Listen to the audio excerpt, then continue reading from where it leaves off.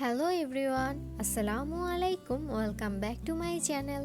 আশা করছি সবাই ভালো আছেন এবং সুস্থ আছেন। চলে আসলাম আজকে নতুন আরেকটি রেসিপি নিয়ে, আর সেটি হলো গাজরের সন্দেশ। আমার মতো যারা অনেক সন্দেশ পছন্দ করেন তাদের কাছে নিঃসন্দেহে এই গাজরের সন্দেশটিও অনেক ভালো লাগবে। আর ডেজার্ট হিসেবে এই গাজরের সন্দেশটাও আপনারা মেহমানদের সামনে পরিবেশন করতে পারেন। আর খুব সহজেও কিন্তু এই গাজরের সন্দেশটা আপনারা বাসায় তৈরি করে নিতে পারেন।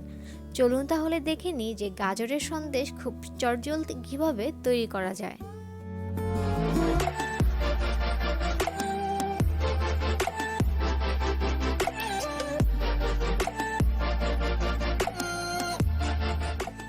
এখানে আমি ৬-৭টার মতো গাজর নিয়েছি। এগুলোকে আমি কেটে নিয়েছি এই সাইজ করে। আর এখন এগুলোকে আমি সিদ্ধ করতে বসিয়ে দিব। আর এখানে কিছু কাঠবাদাম, কাজু বাদাম, যে কোনো বাদাম আপনারা চাইলে ইউজ করতে পারেন, সেটাকে আমি গুঁড়া করে নিব।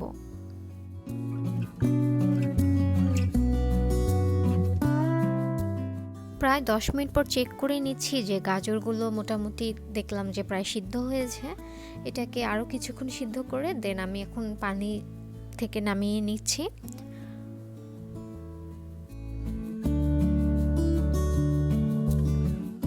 পাঁচ মিনিট পর গাজরটা যখন হালকা ঠান্ডা হয়ে যাবে তখন একটি ব্লেন্ডারে ঢেলে নিলাম।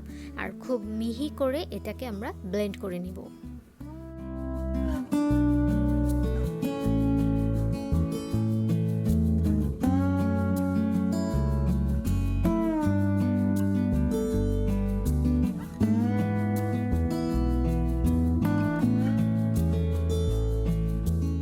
খুবই পারফেক্টভাবে গাজরটা ব্লেন্ড হয়ে গেছে। এখন একটা বাটিতে এটাকে আমরা ঢেলে নিব।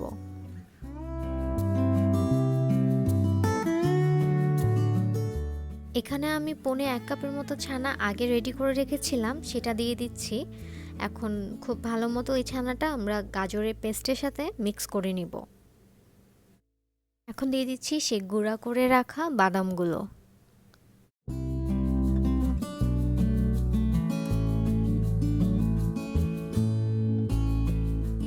এখানে আমি ইউজ করছি প্রায় 1 কাপের মতোই মিল্ক পাউডার। এটাকে আমি একেবারে ঢেলে দিইনি, অল্প অল্প করে ঢেলে এটা গাজরের পেস্টটার সাথে আমি মিক্স করে নিব।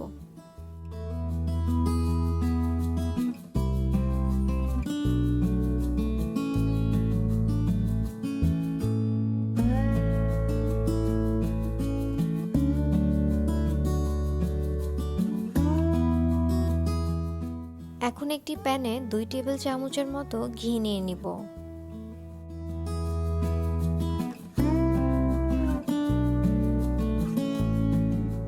যখন গলে যাবে তখন এখানে দিয়ে দিচ্ছি আমি কয়েকটা তেজপাতা আর এলাচ 5-6টার মতো। এখন আমি সেই গাজরের পেস্টটা এখানে দিয়ে দিচ্ছি পুরোটাই। তারপর এটা আমি ঘিয়ের সাথে খুব ভালো মতো মিক্স করে নিব।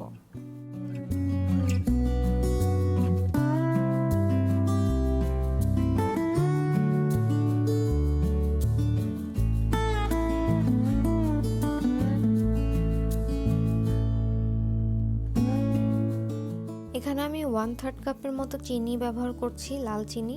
আপনারা নর্মাল চিনিও ব্যবহার করতে পারেন, আর চিনির পরিমাণটা বাড়িয়েও দিতে পারেন। আর সামান্য পরিমাণে কনডেন্স মিল্ক দিচ্ছি, এটা পুরাই অপশনাল। যেহেতু আমার বাসায় কনডেন্স মিল্ক ছিল তাই আমি ব্যবহার করছি। আর আপনারা যদি চিনি বেশি খেয়ে থাকেন তাহলে অবশ্যই চিনিটা বাড়িয়ে দিবেন। আমি যে তেজপাতা এলাচগুলো দিয়েছিলাম সেগুলোকে তুলে নিচ্ছি।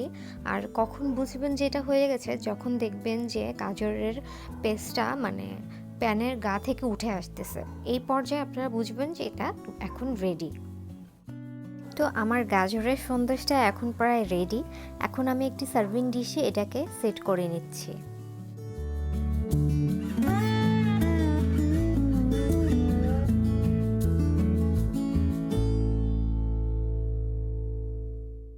ডেকোরেশনের জন্য উপরে কিছু বাদাম কুচি আর চেরি কুচি দিয়ে ডেকোরেশন করে নিব। আর এটাকে আমি ফ্রিজে রেখে দিব।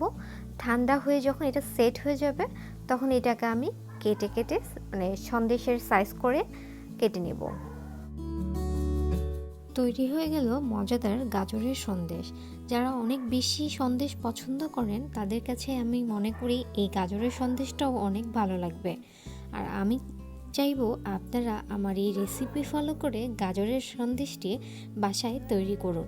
আর যদি আপনাদের ভালো লাগে তাহলে অবশ্যই আমার ভিডিওতে লাইক দিবেন, আমাকে কমেন্টে জানাবেন যে আপনাদের কেমন লেগেছে আমার ভিডিওটি, এবং আমার ভিডিওটি আপনার ফ্রেন্ডস অ্যান্ড ফ্যামিলির সাথেও শেয়ার করবেন। আর আমার আপকামিং রেসিপিগুলো দেখার জন্য যারা যারা এখনও আমার চ্যানেলটি সাবস্ক্রাইব করেননি অবশ্যই আমার চ্যানেলটি সাবস্ক্রাইব করে রাখবেন। আর আমার কোনো ভিউয়ারের যদি আমার রেসিপি সম্পর্কিত কোনো প্রশ্ন থেকে থাকে তাহলে অবশ্যই সেটা আমাকে কমেন্ট বক্সে জানাবেন, আর আমি চেষ্টা করব সেটার উত্তর আপনাদের দেওয়ার। আজকে তাহলে এখানেই বিদায় নিচ্ছি। আল্লাহ হাফেজ।